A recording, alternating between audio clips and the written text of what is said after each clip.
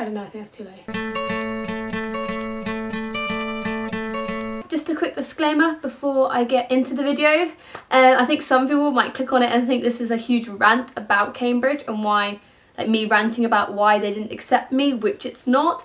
It's just a video about my interview experience, what questions they asked me, like how I felt it went, a bit about the entrance exam and a bit of the drama there. And then basically like the rejection, how I heard about it, the email, etc. Yeah, there's like no negativity towards Cambridge at all. So yeah guys, I hope you enjoy the video. Hey yeah, so I applied for Cambridge and I got rejected and then, no, I got pulled and then rejected. Yeah, it'd be weird to be rejected and then pulled. So I got pulled and then rejected. I applied for land economy at Queen's College. I'm just going to talk about like my interview experience, how I think things went, just my opinion of the Cambridge application process. My interview was on the 12th of December, which was slightly later than everyone else's interviews, which I think were the week before. But I don't think that was a big problem, to be honest. It gave me an extra few days to revise, which if anything was a good thing. I was definitely not prepared. I went up with my dad, and my first exam was at 10 AM. And I turned up at the Porter's Lodge at 9:15 and I was like, hi, I'm Hannah, I'm here for my, you know, my exam and then my interview. And they handed me like a schedule and they were like, be back. They were like, okay, just go to Q bar. And I was like, it's 9:15, the exam's at 10. I'm not sitting in a bar for 45 minutes, like, no. So I was like, I'm gonna go get food. So I was like, oh, so what time do I have to be back here? And they looked at me and went out, you have to be back here at 9:35. And I was like, yeah, I'm not going to sit here for 45 minutes. So I went to get food, which was probably a bad decision. But me and my dad went to get breakfast and we ate. And then we got back at 9:40. So 5 minutes late. 5 minutes late. Only 5 minutes late. And I went to the Q bar and there were loads of other kids there like revising, go on their computers, like doing like stuff. So I was like, okay, I'm in the right place. And time passed and no one came to get me. And it got to 5 to 10 and still no one had come to get me. And I was sitting in this Q bar and I was like, what's happening? Like, am I in the wrong place? Which I didn't think I was because all these people were around me revising. And yeah, I followed their directions and it said Q bar. So I was getting a bit nervous. It then got to 10 AM.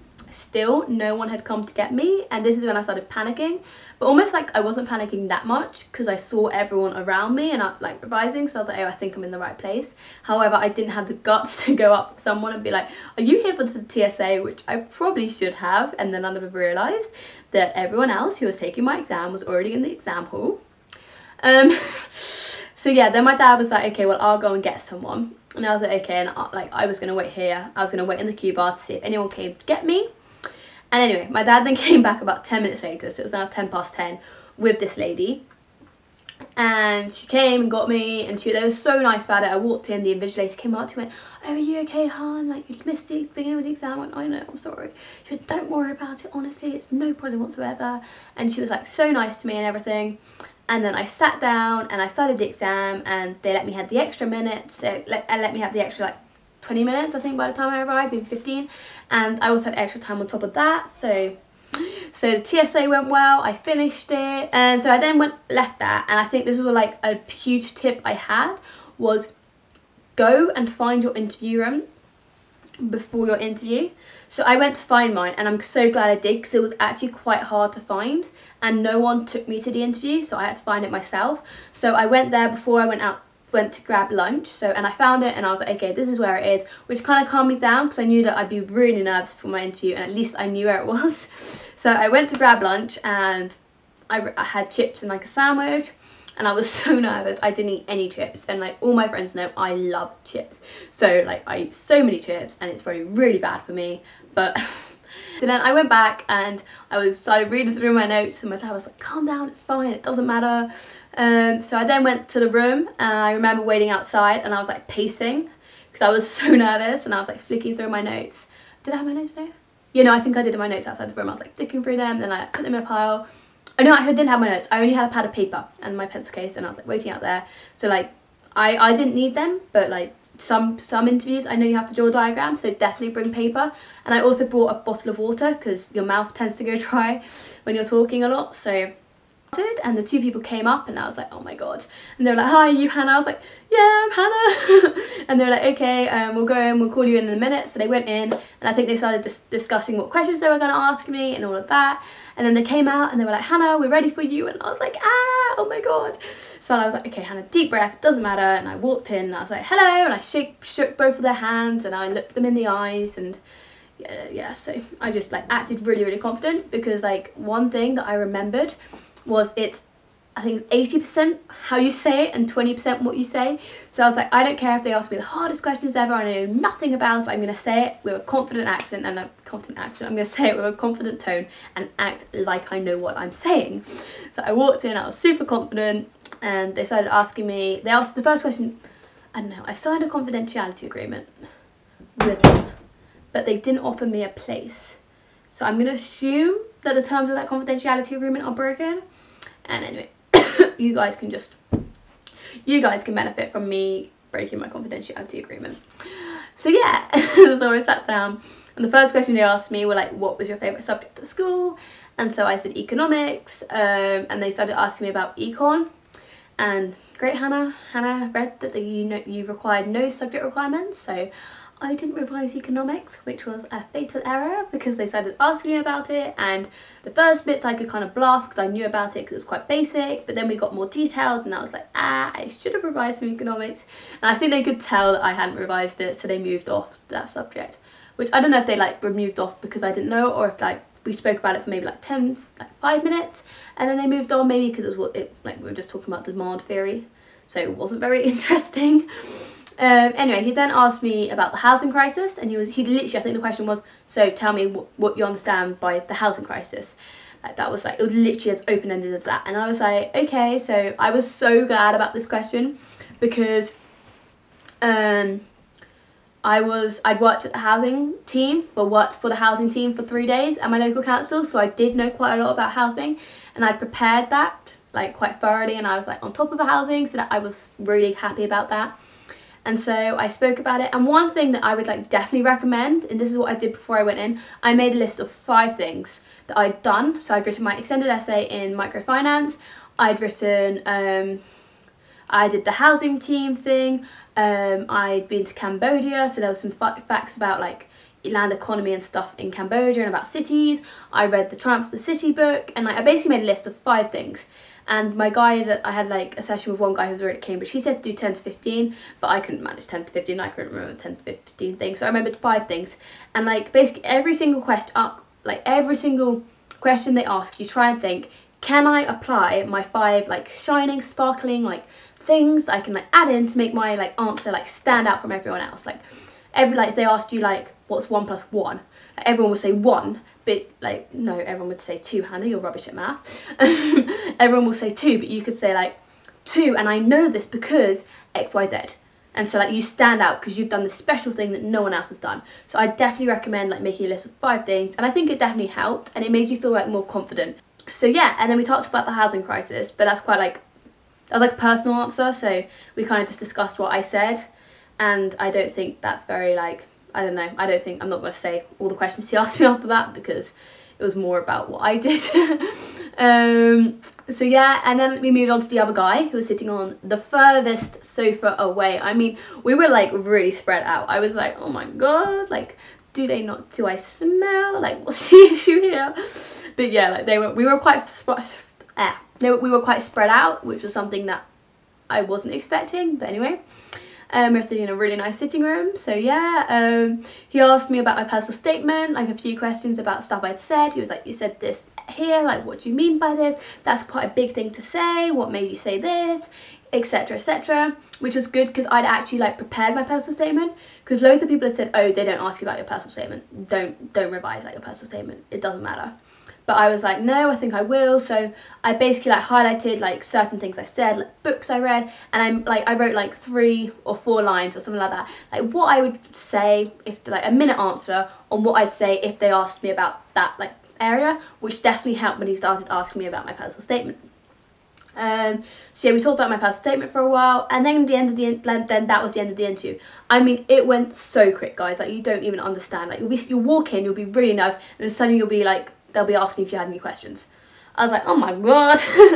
And so yeah, the questions. I mean, the interview had finished. I didn't know anything could go badly in the questions, but guys, it can. I mean, I'd already missed my entrance exam, and now was mucking up the questions. Like, honestly, what was I doing?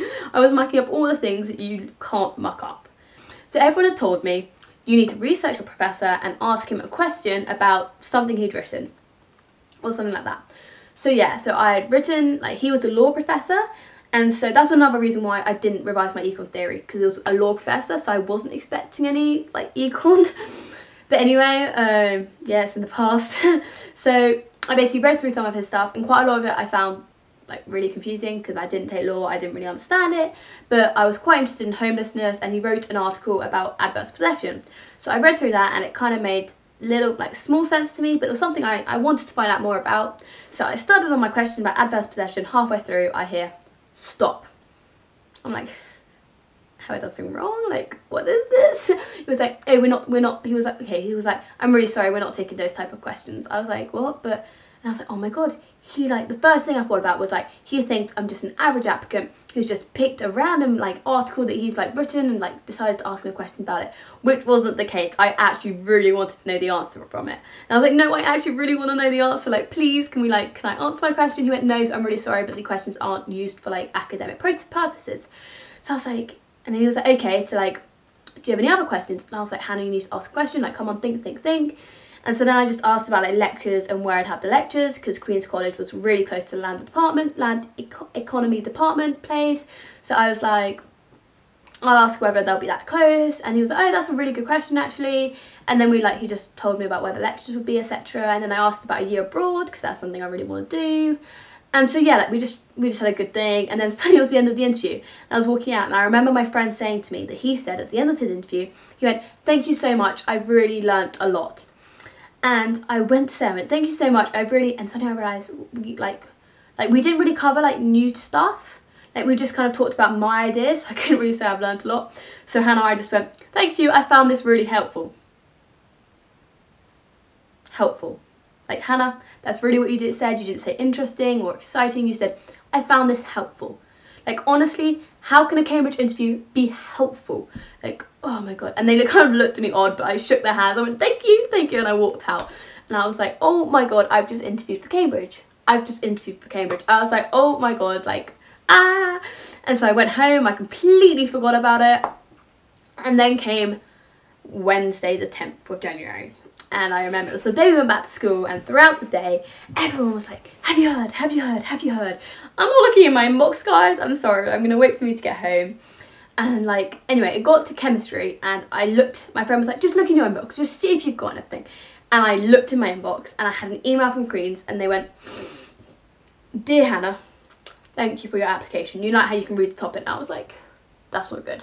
I, like, just knew then and there. I was like, I don't think I've got in. I just didn't think they'd start the email with, dear Hannah, thank you for your application. I thought it'd be like, congratulations, or something like that. So, like, then and there, I just kind of assumed that I hadn't got in. I was just like, nah, I don't think I have. And, like, part of me was quite upset because the TSA had gone well. I felt like the interview had gone quite well, except for, like, the econ fluff at the beginning.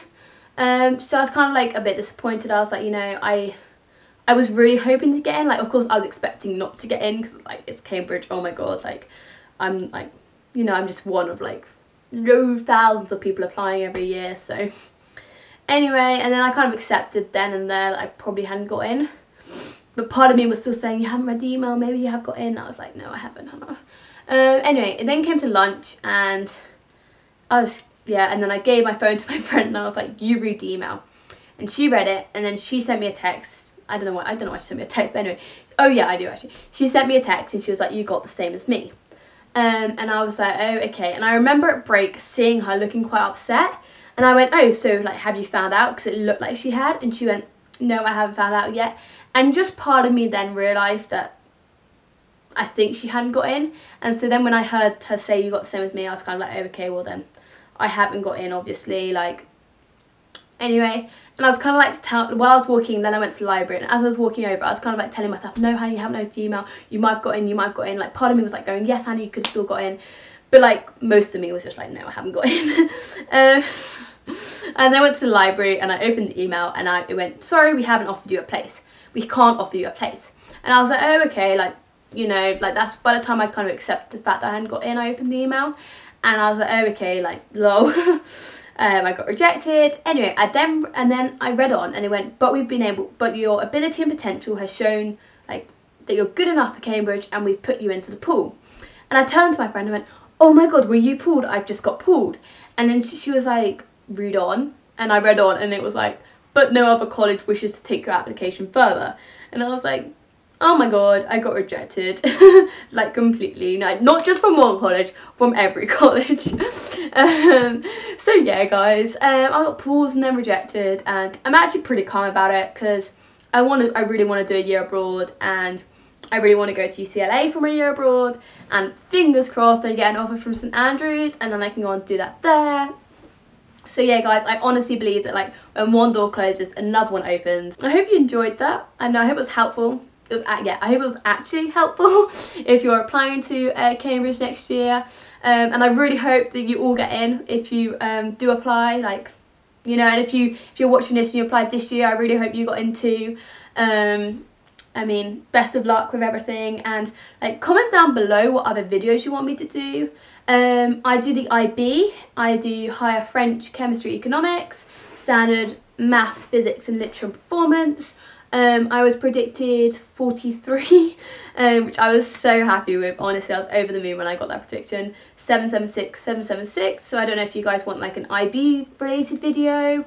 Me and my friend are gonna do the 10,000 calorie challenge, I think, after mocks. So I might film that and put that up here if this video goes well. Stay positive, guys, and I might see you next time if I film another video. I don't know.